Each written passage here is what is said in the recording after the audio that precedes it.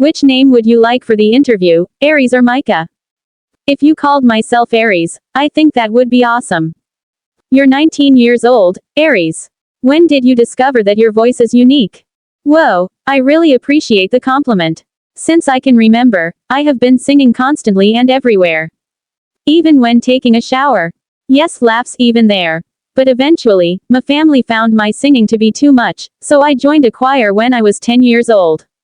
I thought, wow, drag queen Aries is a born entertainer, after seeing your first 2 appearances on the TV program, The Voice of Germany, on Sat1 ProSieben.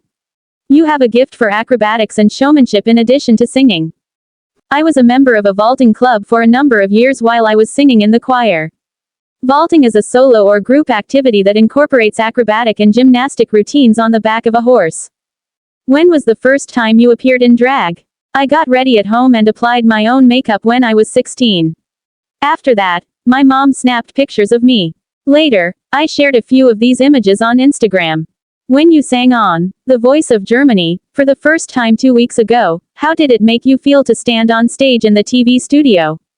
Even though I was really anxious and everything seemed unreal, I was really enthusiastic about that moment. I was standing by myself on a big platform in a television studio with around 300 people watching and numerous cameras aimed at me. A few meters ahead of me, I could also make out the backs of 4 chairs, with the 4 coaches, Yvonne Katterfeld, Mark Forster, Kamrad, and Samu Huber, seated behind them. I want to enjoy the moment and have fun no matter how this adventure turns out, I told myself as I closed my eyes just before I began singing. You sung Billie Eilish's When the Party's Over on your debut performance. The music is depressing. During my performance, I tried to capture the song's gloomy tone. All 4 coaches quickly turned around while you were singing. How did you finish the song and maintain your composure in this situation, at least on the surface? A few seconds later, Samu Haber turned around. I realized then that I would undoubtedly advance to the next round. This encouraged me to persuade the other coaches of my singing abilities at the same time. I was ecstatic when Yvonne Katterfeld turned around, followed shortly after by Mark Forster and Kamrad. Why did you select singer-songwriter Kamrad from the Finnish pop group Sunrise Avenue instead of the considerably more well-known Samu Haber? I can now admit that Mark Forster and Kamrad were my 2 favorites in the lead up to my debut on The Voice of Germany. This was mostly because I didn't know as much about Samu Huber's and Yvonne Katterfeld's music. However, you're correct, of the 4 coaches, Kamrad is arguably the least well-known. But I ultimately went with him because I adore his music. Is it accurate to say that the transformation from Micah to Aries takes longer than 3 hours? I admit that it usually takes me 3 hours. Just the makeup takes more than 2 hours. I style my own wigs and apply my own makeup. Additionally, I frequently design and sew my own outfits. Like the outfits you currently don for The Voice of Germany. Could you describe what happens when you go from being a part-time commercial employee at a Zurich Oberland Municipal Administration to becoming a drag queen? I enjoy the transition process, especially when multiple drags get ready and style themselves together in the dressing room. People are strengthened and united by this circumstance. What goes through your mind at this moment? I feel like Aries is here as soon as I've finished applying makeup and putting on my wig. I don't mean to imply that I changed at that point, but it was a positive and contenting transformation. Additionally, I believe that all of the preparation has paid off, and I frequently become a little louder than normal when I glance in the mirror and exclaim, "Oh my God, I look good." You were raised in the Oberland of Zurich. You went out in drag for the first time when?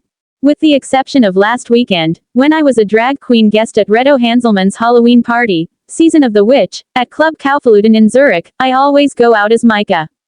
You have been regarded as one of the favorites for the 14th season of The Voice of Germany since your debut 2 weeks ago.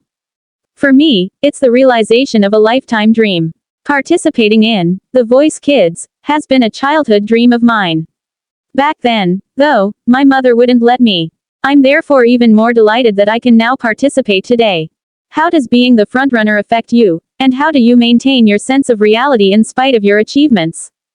The fact that both the coaches and the audience enjoyed my first 2 performances makes me feel honored. However, I am aware that there is nothing I can do to alter it. Since only the latter episodes of the current season of The Voice of Germany, will be aired live in a few weeks. The initial episodes have already been shot and produced.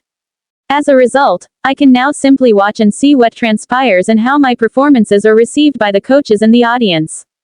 Is there a lot of effort or, more importantly, enjoyment going on behind the scenes at The Voice of Germany? Both have happened to me, but what matters most to me is that it's an artistic challenge that I truly want to take on and that I adore.